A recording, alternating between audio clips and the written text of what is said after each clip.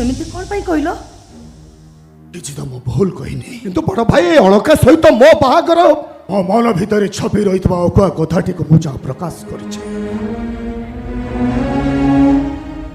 यह मध्य जसदार इच्छा समय आसी नथिला बोली मो मुह खोली प्रकाश कर नथिले एबे जदि तमे मो प्रस्ताव को ग्रहण न करिवो किंतु अलका ए प्रस्ताव को ग्रहण करिवो तो से चिंता मो तमे केवल तम कथा कह मो कथा कहबा को इच्छा करे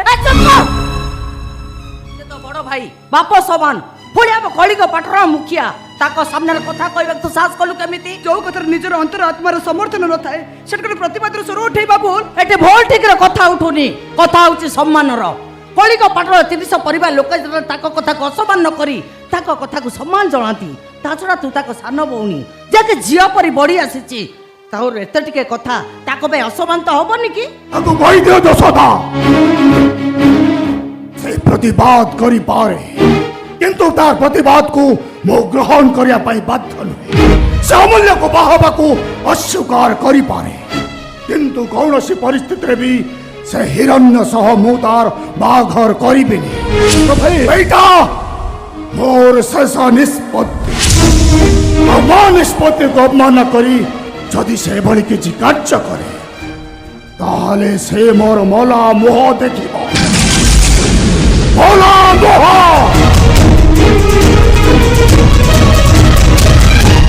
भाउजो बड़ भाई एमे से कोन कहि दी चली गले तो भाई तो खाली कथा रे कहिसंती किंतु कार्य रे परिणत करबी मु पत्नी धर्म पालन करी पत्नी सुहागिनी हेई म आज पर्यंत बच्ची रहिची मो स्वामी को सम्मान मो पाई बहुत बड़ आउ ताको सम्मान रे तू जदी एते टिके आ जाणु मु मध्य विष पी देबी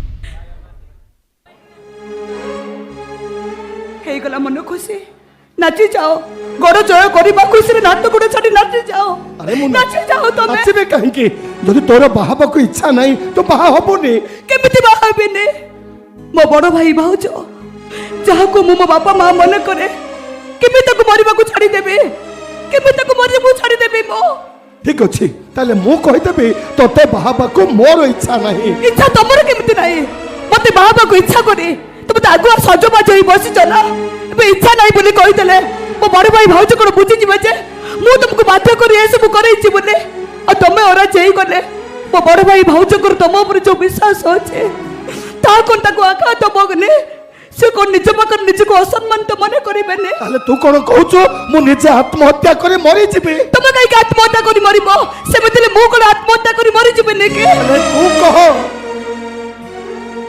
कह हमें भी कौन करिबा केवल सही कथा तू कह सत कहबा को गले तम परिवार पाई मो परिचय मो बापा बहु चले जिबा परे तम बापा चौधरी अंकल को पाई मो बड़ होईछि तम बड़ भाई को आश्रय रे +3 पर्यंत पाठ भी पढ़ी शेष गाँव से स्कूल भी करी मत से मास्टर भाव निजुक्ति देइछन्ति और मोर निजर गोटे एकर जमी सह तुम समस्त जमी जमा कम मु बड़ भाई की साहाय्य करे एते आत्मीयतार संपर्क भितर निर्देश को अवमानना कर दुस्साहस मु केबे भी करि परिबेनी केबे करि परिबे सेइते पाई तो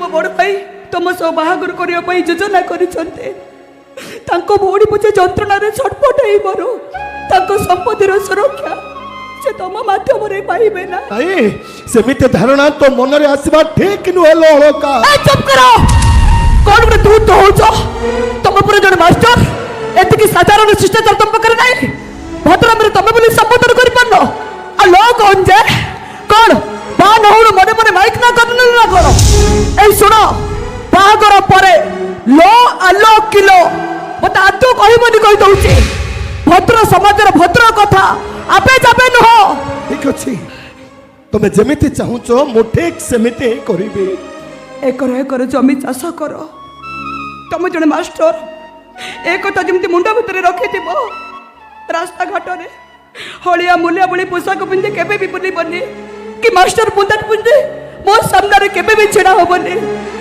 मप भली लागिब आ बेडरूम रे हलिया अपरिष्कार पोशाक दुर्गंध मो जम्मा सही परिबेनी कथा दउची ଏଣିକି ମୁଁ ପରିଷ୍କାର ପୋଷାକ ବ୍ୟବହାର କରିବି। ବାହାଘର ପରେ ମୋ ବ୍ୟକ୍ତିଗତ ଜୀବନରେ କେବେ ବି ହସ୍ତକ୍ଷେପ କରିବନି। ଏମିତିକି ମୁଁ କାହା ସହିତ ମିଶିବି, କାହା ସହିତ ବାହାରକୁ ଯିବି କି କାହା ସହିତ କୁଆଡ଼େ ବୁଲିବି, ତମ ଅନୁମତିକି ମୁଁ ଅପେକ୍ଷା କରିବିନି। ଏମିତି କିଛି ବି ପ୍ରତିବନ୍ଧକ ସୃଷ୍ଟି କରିବିନି। ମୁଁ ମାଷ୍ଟର କି ଚଷାର ପତ୍ନୀ ଭାବେ ମୁଁ ସାରା ଜୀବନ କାଟେଇ ପାରିବିନି। ଟିପ୍ ଟପ୍ ରେ ଅୟସ ଆରାମରେ ଜୀବନ ଯାପନ କରିବା ମୋର ସ୍ୱପ୍ନ। ତମ ସ୍ୱପ୍ନକୁ ସାକାର କରିବା ପାଇଁ ମୁଁ ମୋ ନିଜ ଜୀବନକୁ ଉତ୍ସର୍ଗ କରିଦେବି। ରୋଷେଇ ବାସ କି ଘରର ଅନ୍ୟାନ୍ୟ କାମ ମୁଁ ନିଜ ଇଚ୍ଛାରେ କରିବି। ଅଳିଆ ଅପରିଷ୍କାର କାମ ମୁଁ ଜମା ବି କରିବିନି। ସବୁ କିଛି ତମ ଇଚ୍ଛାରେ ହବ, ମୁଁ କଥା ଦଉଛି। ଆଉ ତମ ଇଚ୍ଛା, ତମର ତ ପୁଣି କିଛି ଇଚ୍ଛା ଥିବ ନା? ମୋର ସେମିତି କିଛି ସ୍ୱତନ୍ତ୍ର ଇଚ୍ଛା ନାହିଁ। କାହିଁକି ନା ପତ୍ନୀକୁ ଅତ୍ୟଧିକ ପରିମାଣରେ ଖୁସି ଦେବା ପତି ଧର୍ମ। ପତ୍ନୀ କି ସୁଖ ଶାନ୍ତି ସୁରକ୍ଷା ଦେବା ସ୍ୱାମୀର ଦାୟିତ୍ୱ। ମୁଁ ଏତିକି ଜାଣେ, ଏତିକି ବୁଝେ, ପତ୍ନୀ ହଉଛି ଘରର ଲକ୍ଷ୍ମୀ। ଲକ୍ଷ୍ମୀ ଯେତେ ସୁଖରେ ରହିବେ ସଂସାର ସେତେ ସୁଖମୟ ହବ। ତାମାନେ ଅନୁଗତ୍ୟ ସ୍ୱାମୀଟିଏ ହବାକୁ ଚେଷ୍ଟା କରିବି। ଅଳକାନନ୍ଦାକୁ କେବେ ବି ରାଗ ରୁଷା ଅଭିମାନ କରିବାର ସୁଯୋଗ ମୁଁ ଦେବିନି। ଅଳକାନନ୍ଦାର ଜୀବନକୁ ନୀଳ ସମୁଦ୍ର ପରି ତରଙ୍ଗାୟିତ କରି ମୁଁ ଆମ ସମାଜକୁ ଦେଖାଇ ଦେବି। ଅଭିମାନିନୀ ସେ ହେଇପାରେ, ମାତ୍ର ସେ ହାସ୍ୟମୟୀ, ଲାସ୍ୟମୟୀ, କୋମଳମୟୀ, ମଧୁଛନ୍ନା ଆଉ ସୁଗନ୍ଧରେ ଭରା ରଜନୀଗନ୍ଧା। ସତ୍ୟ ସତ୍ୟ ସତ୍ୟ ସତ୍ୟ ତ୍ରିବାର ସତ୍ୟ। ସତ୍ୟରୁ ଓହରି ଗଲେ କଥାଟା ସମ୍ପୂର୍ଣ୍ଣ ଓଲଟି ଯିବ କହୁଛି। ଯେମିତି ଗଙ୍ଗା କହିଲେ ରହିବି, ଗାଙ୍ଗୀ କହିଲେ ଦୂରେଇ ଯିବି। ସେମିତି କିଛି ବି ପରିସ୍ଥିତି ସୃଷ୍ଟି ହେବାକୁ ମୁଁ ଦେବିନି। ତାହେଲେ ସେ ଉପନ୍ୟାସର ନାମକରଣକୁ ନେଇ ମୁଁ ଏବେ ନିଜକୁ କହିପାରିବି ତ, ଅଭିମାନିନୀ ମୁଁ ଅଳକାନନ୍ଦା। ଥାଉ ଥାଉ, ଏତେ ଆଉ ଫୁଲେଇ ହନା। ଏଇଟା ସେ ଉପନ୍ୟାସର କାହାଣୀ ନୁହଁ ଅପା, ଏଇଟା ତ ଜୀବନର ବାସ୍ତବ କଥା।